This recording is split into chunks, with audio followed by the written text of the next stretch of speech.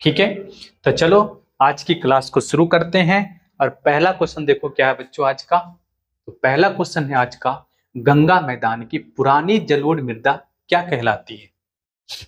बताओ, गंगा मैदान की पुरानी जलोढ़ मृदा क्या कहलाती? क्या बनेगा बच्चों इसका आंसर? बताओ। देखो, अगर यहाँ पे हम बात करते हैं बच्चों, यहाँ पे जलोढ़ मृदा की ये दो टाइप की होती है। ठीक है, आप सभी को पता है। एक को क्या कहते हैं बताओ? खादर। और एक को क्या कहते हैं बच्चों यहाँ पे? बांगर। ठीक है, देखो, नई जलोढ़ मृदा को, ठीक है, नई जलोढ़ मृदा को हम लोग क्या कहते हैं? खादर। ठीक है, और पुरानी जलोढ़ मृदा को हम लोग क्या कहते हैं? पुरानी जलोढ़ मृदा को हम लोग क्या कहते हैं? बांगर। ठीक है, तो आपसे क्या पूछ रहा है? पुरानी जलोढ़ मृदा। तो करेक्ट आंसर क्या बनेगा आपका यहाँ पे? ऑप्शन नंबर बी, बांगर। क्या होगा? बांगर। नेक्स्ट देखो,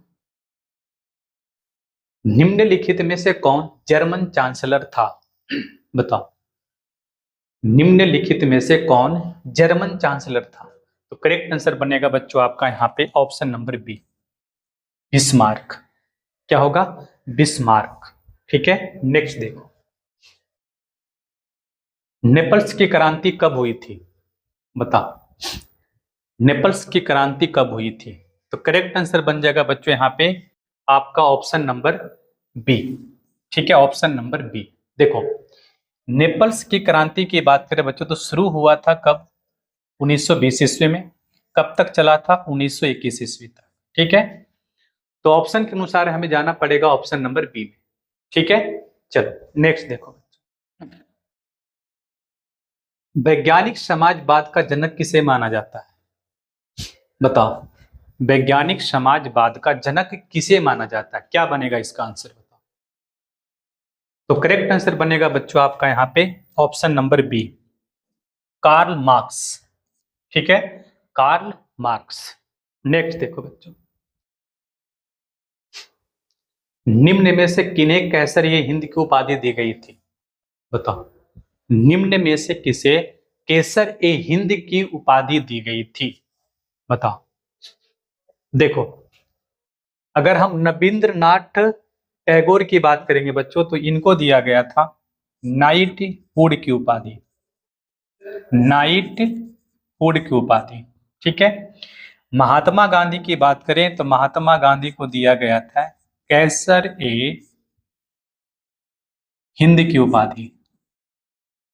ठीक है, तो करेक्ट आंसर क्या बनेगा आपका यहाँ पे? Option number B, Mahatma Gandhi. ठीक है, और आपको बच्चों यहाँ पे इस बात को भी ध्यान में रखना है कि जालियांवाला बाग हत्याकांड के विरोध में, ठीक है, महात्मा गांधी ने कैसर ए हिंद की उपाधि त्याग दी थी और रविंद्रनाथ टैगोर ने नाइटहुड की उपाधि त्याग दी थी। ठीक है, इस बात को भी बच्चों आपको ध्यान में रखना है। ठीक, चलो नेक्स्ट देखो, निम्न में से किस आंदोलन की शुरुआत दांडी मार्च से हुई थी? बताओ, किस आंदोलन की शुरुआत दांडी मार्च से हुई थी? तो करेक्ट आंसर क्या बनेगा बच्चों आपका? ऑप्शन नंबर ए, सविनय अवज्ञा आंदोलन। ठीक है, सविनय अवज्ञा आंदोलन बच्चों ये स्टार्ट हुआ था 12 मार्च 1930 को। ठीक है, समाप्त कब हुआ था? 6 अप्रैल 1930 को। ठीक है, चलो आगे बढ़े बच्चों, नेक्स्ट क्वेश्चन देखो। बताओ, अमृत बाजार पत्रिका किस भाषा का समाचार पत्र था? बताओ, अमृत बाजार पत्रिका किस भाषा का समाचार पत्र था? तो करेक्ट आंसर क्या बनेगा बच्चों आपका? ऑप्शन नंबर बी, बंगला।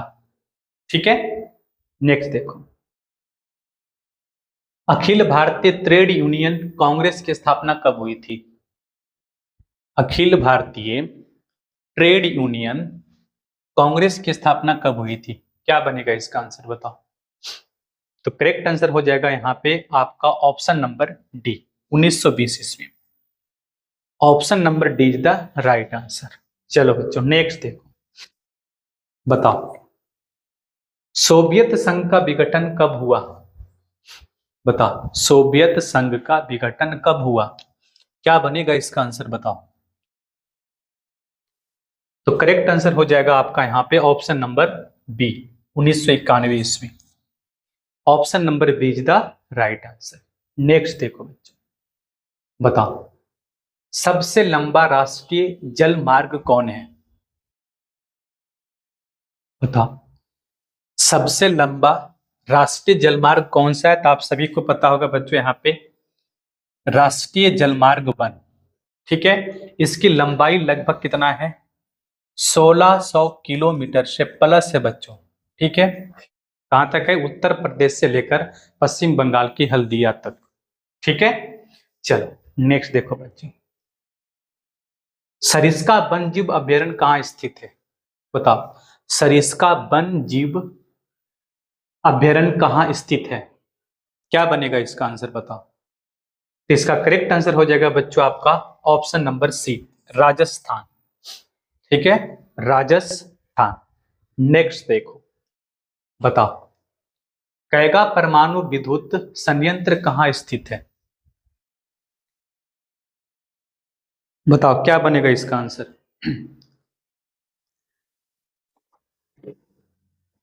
देखो बच्चों, तो अगर हम कैगा परमाणु विद्युत संयंत्र की बात करें तो ये हो जाएगा आपका कर्नाटक, ठीक है। क्या बनेगा इसका आंसर?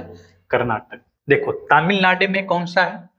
तो तमिलनाडु की बात करें बच्चों तो यहाँ पे आपका हो जाएगा एक कलपक्कम, ठीक है, कलपक्कम। और कौन है बताओ? कुडनकुलम, कुडनकुलम, ठीक है। केरल की बात करें तो केरल में हो जाएगा आपका इडुक्की जल विद्युत परियोजना, जल विद्युत परियोजना, ठीक है। उत्तर प्रदेश की बात करें बच्चों तो आपका हो जाएगा यहाँ पे नरौरा, नरौरा, ठीक है। क्या हो जाएगा? नरौरा परमाणु संयंत्र, ठीक है। तो ऑप्शन तो हो जाएगा यहाँ पे आपका बी, ठीक है। नेक्स्ट देखो, भारत में सार्वजनिक क्षेत्र के कितने तेल परिष्करण केंद्र कार्य कर रहे हैं? बताओ, क्वेश्चन को पढ़ो और बताओ इसका आंसर क्या होगा। देखो बच्चों, अगर हम कुल तेल परिष्करण केंद्र की बात करें तो कुल मिलाकर कितना है? 23।